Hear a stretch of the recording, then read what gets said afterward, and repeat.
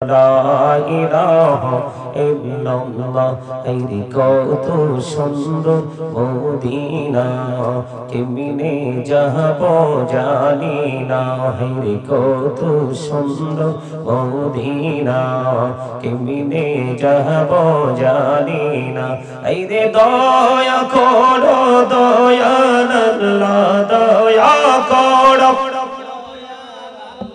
নসিব করো মদিনা লা ইলাহা ইল্লাল্লাহ লা ইলাহা ইল্লাল্লাহ লা ইলাহা হিরি নামাজে রোজা ছাইরো না মা বাবাকে ভুলো না হিরি নামাজে রোজা ছাইরো না মা বাবাকে ভুলো না হাইরে জান্নাতে বাসী হইতে চাইলে জান্নাতে বাসী হইতে চাইলে প্রাণ ভরে করো সাধনা লা ইলাহা ইল্লাল্লাহ লা ইলাহা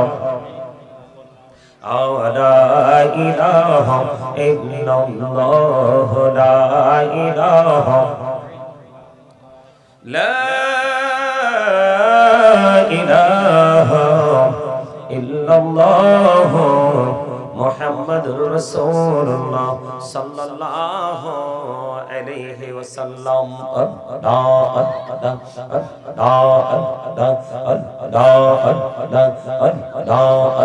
পাগল পাড়া মনটা শুধু খুঁজে দিবানিশি কেমন করে বলবো গো দয়াল কেমন করে বলবো গো দয়াল তোমায় ভালোবাসি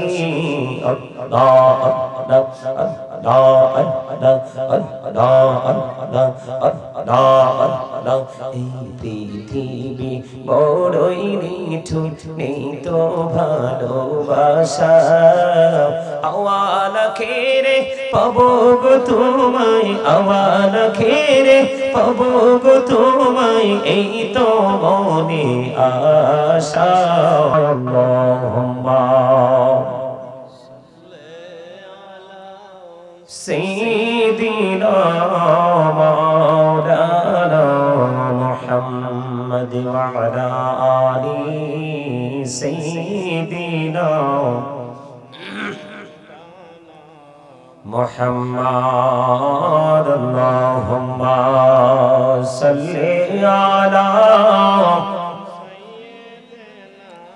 مولانا محمد وعلى آل سيدنا مولانا محمد দিবানিশি মনিরে আমার আর দিশনারে যন্ত্রণা ধনী যদি হইতাম ধনী যেইতাম সোনার মদিনায় আল্লাহুম্মা সাল্লি আলা মাওলানা মুহাম্মদ ওয়া আলা আলি মহব্বতে এই আপনারা কেন আসছেন এখানে ماد اللهم صل على مولانا محمد وعلى آل سيدنا مولانا محمد বুড়া সবাই গুনাহগার গো এসেছি আপনার দরবারে যার সিলাই সৃষ্টি করছেন মাফ করেন তার খাতিরে আল্লাহুম্মা সাল্লি আলা مولانا محمد وعلى آل سيدنا مولانا محمد আসমানি ফেরেশতারা কাতারে কাতারে খারা তসবিহাতে জপি তারা মুহাম্মদ ইয়া রাসূলুল্লাহ আল্লাহুম্মা সাল্লি আলা মাওলানা মুহাম্মদ ওয়া আলা আলি সাইয়্যিদিনা মাওলানা মুহাম্মদ লা ইলাহা এদিকে আসেন এদিকে এই চেয়ারে বসা যাবে না এখানে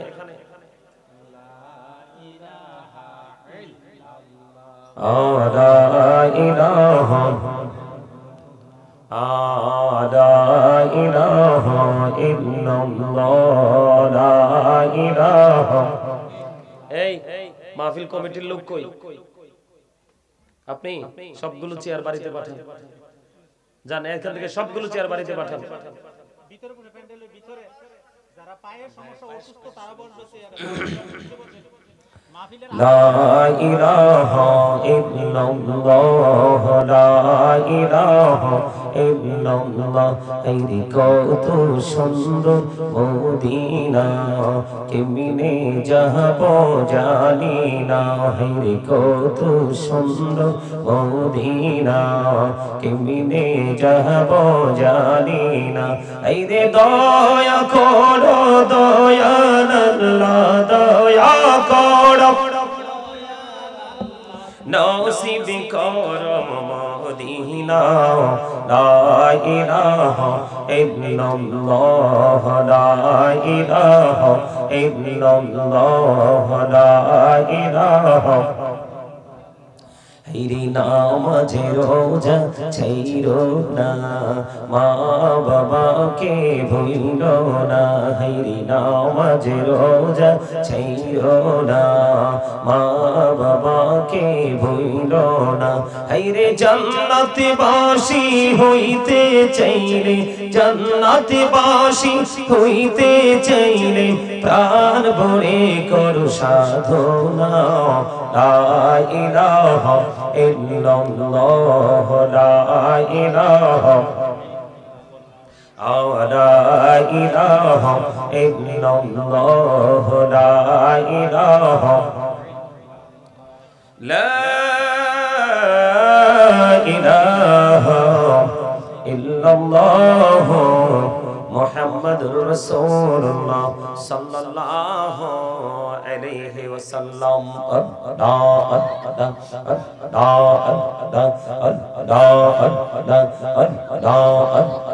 পাগল পাড়া মনটা শুধু খুঁজে দিবানিশি কেমন করে বলবো গো দয়াল কেমন করে বলবো গো দয়াল তোমায় ভালোবাসি আল্লাহ আল্লাহ আল্লাহ আল্লাহ আল্লাহ আল্লাহ এই পৃথিবী বড়ই নিঠুর নেই তো ভালোবাসা আওয়াল খেরে পাবো গো তোমায় আওয়াল খেরে পাবো গো তোমায় এই তো মনে আশা আল্লাহ আল্লাহ আল্লাহ আল্লাহ আল্লাহ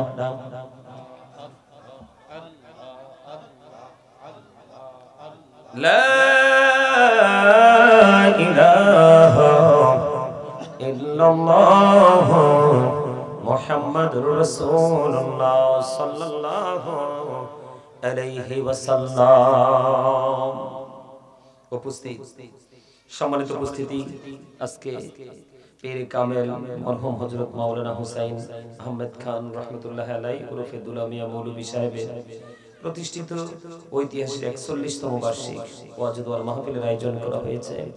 আজকের এই মাহফিলে যারা আমন্ত্রিত অতিথিবৃন্দ রয়েছেন, দূর দূরান্ত থেকে আগত মেহমানবৃন্দ, আমার দর্শক শ্রোতা যারা রয়েছেন, পর্দার অন্তরালে আমার মা বোনেরা, সকলের প্রতি আমার আন্তরিক সালাম। আসসালামু আলাইকুম ওয়া রাহমাতুল্লাহি ওয়া বারাকাতুহু। আমরা আল্লাহ রাব্বুল আলামিনের দরবারে লক্ষ কোটি শুকরিয়া জ্ঞাপন করছি যে মহান রব্বুল আলামিন আজকে আমাদেরকে জান্নাতের বাগানে আসার বসার তৌফিক দিয়েছেন। আল্লাহর হাবিবের শানে কয়েক মর্তবা দুরূদ ও সালাম, আল্লাহর জিকির করার তৌফিক আল্লাহ আমাদেরকে দিয়েছেন। সে শুকরিয়া তান সকলে পড়ুন আলহামদুলিল্লাহ। আপনারা কি অসুস্থ? হ্যাঁ, আপনারা কি অসুস্থ? উত্তর দেন। ভাত খান না? ভাত খান না? ভাত খান না? একদম চিকন কাটারে চালের ভাত খান। মাশাআল্লাহ মাশাআল্লাহ মাশাআল্লাহ, উত্তরটা খুব সুন্দর হয়েছে তোমার। এই যেইভাবে উত্তরটা দিছো, এইভাবে যদি দরুদ পড়তা তাইলে ভাবতাম যে 100% পারফেক্ট। আচ্ছা পড়বা? আচ্ছা, আল্লাহ কবুল করো। আমিন। আর জোরে বলেন আমিন। আর জোরে। আসার সময় যে বিরিয়ানির ডেকগুলো দেখছি, এগুলো কি শেষ হইব না থাকবো? শেষ হয়ে যাবে। 41 বছর ধরে বিরিয়ানি খাওয়ান মানুষে, এই বিরিয়ানি খাওয়াইতে খাওয়াইতে তো এমন নষ্ট করছেন রুচি, এত ওয়াজে আসবে না, বিরিয়ানির টাইম হলে আসবে। ঠিক ঠিক। আমি আমার কথা শুনেন, আজকে কি করবেন জানেন? ঠিক আমার আলোচনার শুরু থেকে শেষ পর্যন্ত যতগুলো মানুষ আছে, অতগুলো মানুষ হিসাব করে প্যাকেট করে বাকি সবগুলো তাবারুক আগামীকালকে এতিমখানায় পাঠাবেন। একটা প্যাকেটও বেশি দিবেন না কাউকে। আমার কথা বুঝতে পারছেন? এখানে যতগুলো মানুষ উপস্থিত থাকবে ততগুলো মানুষের বাইরে একটা প্যাকেটও করবেন না। যেই বিরিয়ানির প্যাকেট ডেক করছেন, আমার মনে হয় যে এই গ্রাম না আরো একটা গ্রাম খাওয়ানো যাবে। তাবারুক তো আর পেট ভরে খায় না মানুষ। কথা কি বুঝতে পারছে? 41তম মাহফিল, অবাক লাগে। এই 41 বছর মাহফিল থেকে আপনারা মানুষকে কি মেসেজ দিতে পারছেন? এইখানে কি শুধু মাহফিলের নামে প্যান্ডেল হবে, সামিয়ানা হবে আর তাবারুক বিলাবেন? এটাই কি মাহফিলের উদ্দেশ্য? এই মাহফিল দিয়ে কি হবে?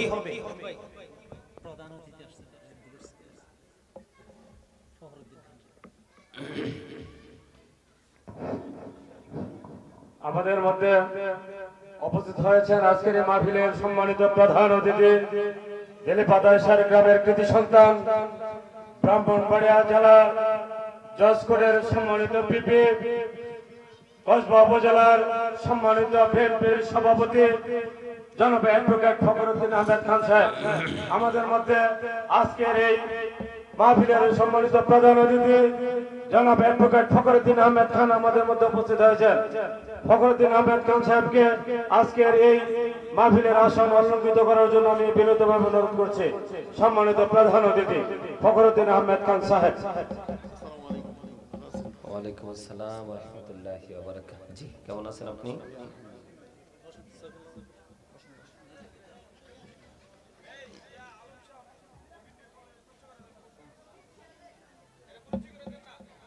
এই ইয়ারিটা নবীন খান ছেলে। না না নবীন খান না, একটা নামও আছে মেসবাহ পিছনে। না না না আছে মিনহাজ উদ্দিন আহমদ খান নবীন। হ্যাঁ মিনহাজ। আমরা অনেকটাই ধন্য আমাদের মধ্যে উপস্থিত হয়েছেন আমার আজকের এই মাহফিলের প্রধান অতিথি জনাব ফখরুদ্দিন আহমেদ খান সাহেবের সুযোগ্য সন্তান, আমাদের গর্ব গৌরব নবীন খান বলো। নবীন খান, ব্যারিস্টার নবীন খান আমাদের মধ্যে উপস্থিত হয়েছেন। নবীন খানকে তার বাবার পাশে প্রধান অতিথির পাশে বসার জন্য আমি বিনীতভাবে অনুরোধ করছি।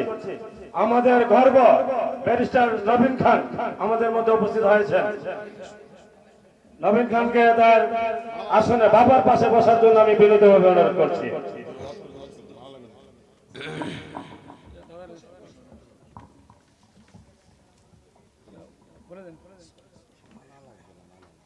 আলোচনার ব্যক্ত ঘটিয়ে আজকের মাহফিলের যিনি মহতারাম প্রধান মেহমান এবং হুজুর কেবলার পাশে প্রধান অতিথি সুযোগ্য সাহেবজাদা নবীন খান, তাদেরকে ফুলের মালা এবং হুজুরকে ফুলের মালা দিয়ে মাহফিল মসজিদের পক্ষ থেকে বরণ করে নেওয়ায় আন্তরিক অভিনন্দন জ্ঞাপন করছি। উপস্থিতি যারা দাঁড়িয়ে আছেন, আল্লাহ এবং আল্লাহ রাসূলের মহব্বতে মাহফিলে বসে যান। হুজুর এখনই আলোচনা করছেন।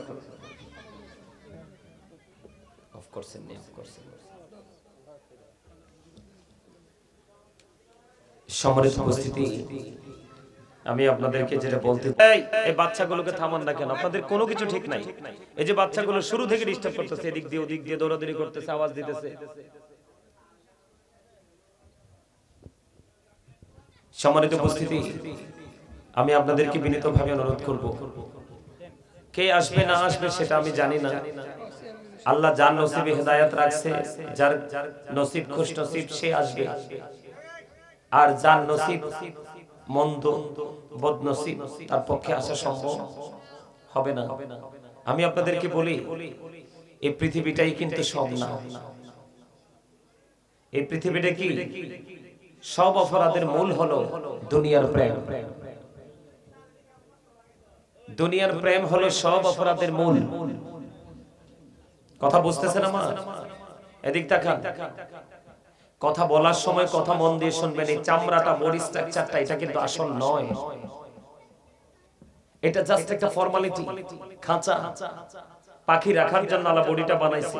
এটা পৃথিবীতে তৈরি হয়েছে, পৃথিবীতে এটা আবার শেষ হবে। এই খাঁচার ভিতর আরেকটা পাখি থাকে, যেটাকে আল্লাহর কোরআনের ভাষায় বলা হয় রূহ, ইংলিশে এটাকে বলা হয় সোল, বাংলাতে এটাকে বলা হয় আত্মা।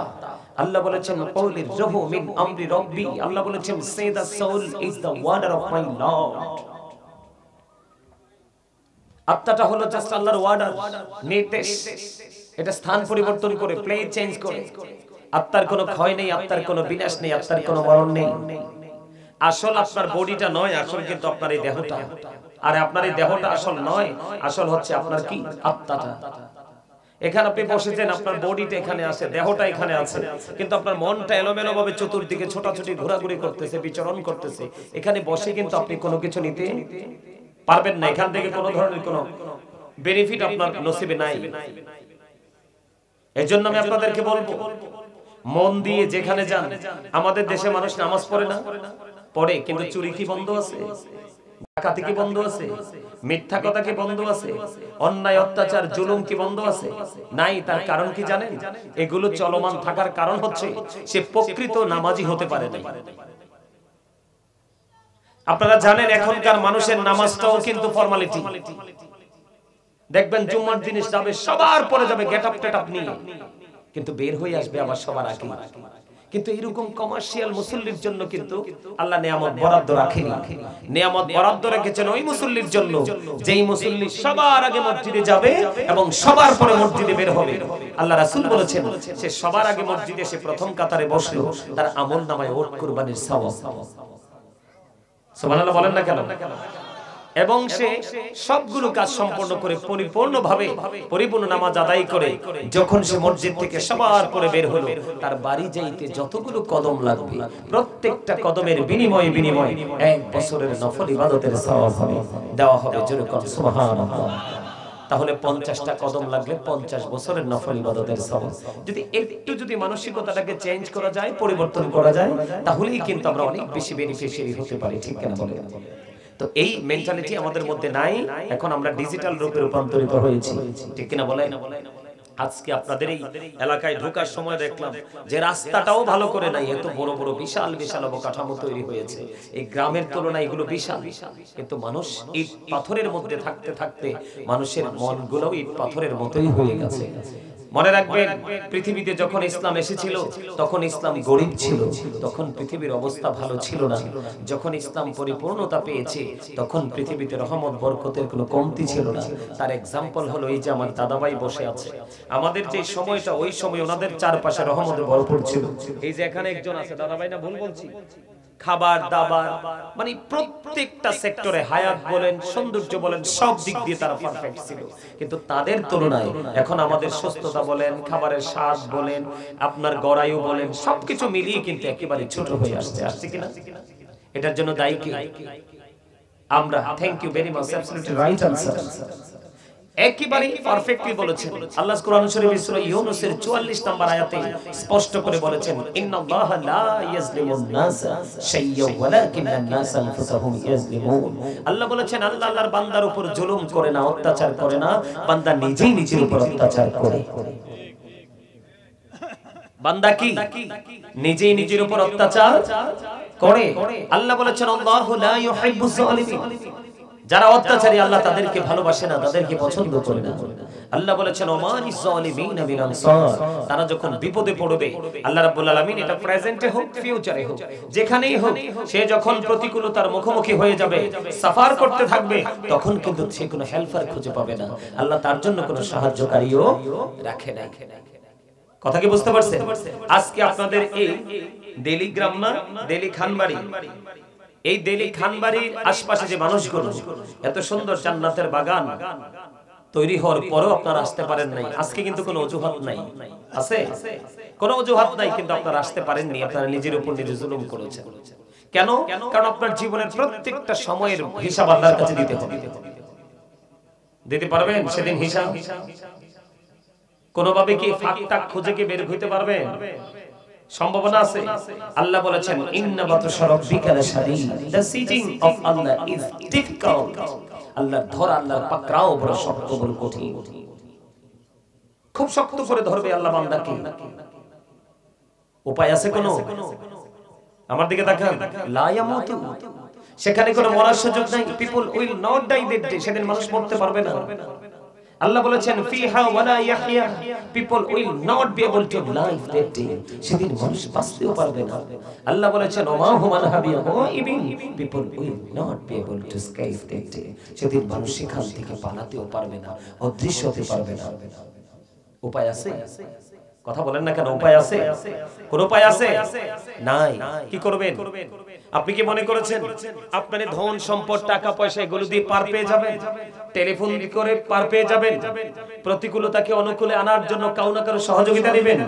নাও, আপনি এই ধরনের কোন সুযোগ সেদিন পাবেন না। আপনি যে সন্তানের জন্য, আপনার সন্তানের জন্য আপনি এমন কোন অন্যায় নাই যে করেন নাই। বলে হুজুর কেমনে?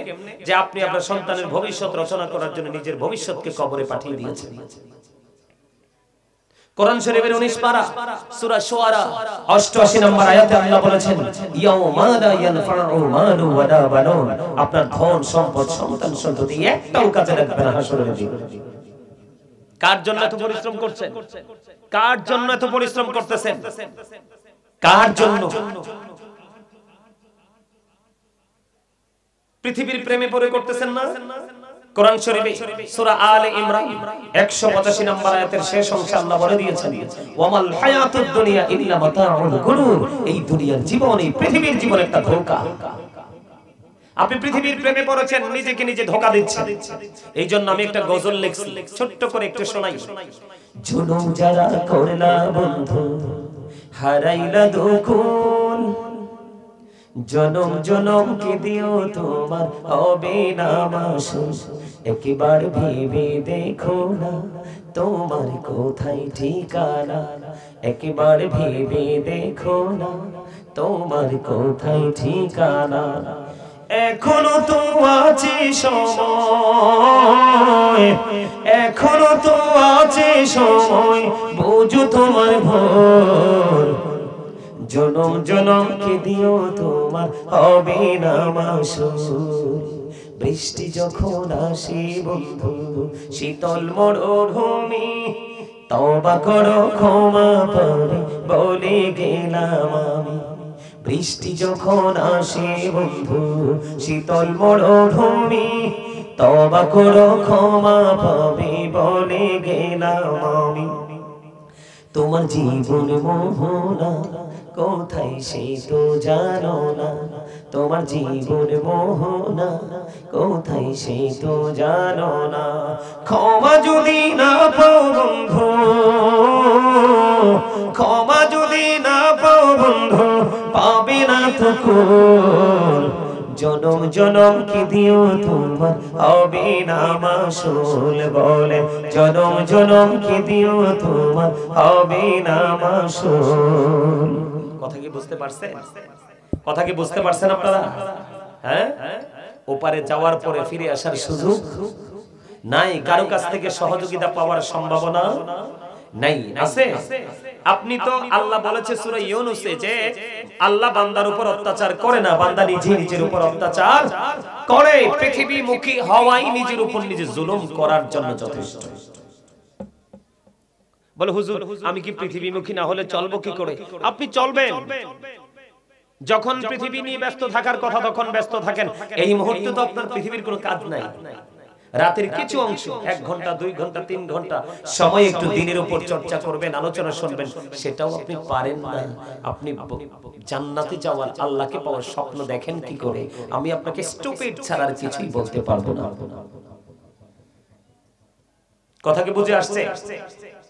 আপনি আল্লাহ সূরা ইউনূসের 44 নম্বর আয়াতে বলেছে আল্লাহ বান্দার উপর অত্যাচার করে না, বান্দা নিজের উপর অত্যাচার করে। কি করে? এবং সূরা 3 কি, সূরা ইনফিতরের মধ্যে কি বলেছে আল্লাহ জানেন? আল্লাহ বলতেছে ওয়া ইদাল কুবুর বুসিরাত আলিমাত নাফসুম মা কদ্দামাত ওয়া আখরাত। জুড়ে বলুন আল্লাহু আকবার। খাবারের সময় মজাটা ভালোই বুঝে। লবণ যদি না দে গৃহিণী তার 14 গোষ্ঠী উঠাইয়া গালি দেন, ঠিক কিনা বলেন? কারণ মজা হইছে না। কেন? লবণ দেয় নাই। লবণ না দিলে যেমনি খাবার মজা হয় না, প্রেমিক হতে না পারলেও, আল্লাহ রাসূলের প্রেমিক হতে না পারলেও আমল কোনোদিন মজা লাগবে না। আর আমল যদি কোনোদিন মজা না লাগে, আপনাকে সারা পৃথিবীটা গিফট হিসেবে দিলেও আপনি কোনোদিন আমলের দিকে নিজেকে ধাবিত করতে পারবেন।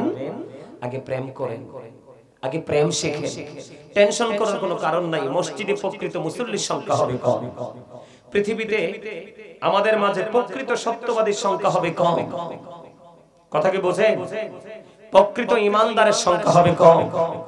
মাহফিল হলে প্রকৃত শ্রোতার সংখ্যা হবে কম। এটা দেখে মন খারাপ করার কিছু নাই। এই জন্য প্রতি 1099 জনই হবে জাহান্নামী, আর একটা লোক, only one person, একজন মাত্র হবে জান্নাতি। কথা কি বুঝতে পারছেন আমার? আরো জোরে বলেন, আরো জোরে বলেন। কথা বুঝতে পারছেন? তাহলে এখন আমরা কি করছি? ইসলামটা কিভাবে ধ্বংস হচ্ছে দেখেন। ইসলামটা কিভাবে ধ্বংস হচ্ছে দেখেন। আমাদের বডিটার দিকে তাকায় দেখেন, প্রত্যেকটা সেক্টরে কিন্তু ইসলাম বিনষ্ট। আছে না নাই? হাঁটা বলেন, চলা বলেন, খাওয়া দাওয়া বলেন, পোশাক আশাক বলেন, প্রত্যেকটা সেক্টরে একেবারে গরিব হয়ে গেছে ইসলাম। আরো কিছু দূর যাবে, এই মুরব্বিগুলো আছে বলে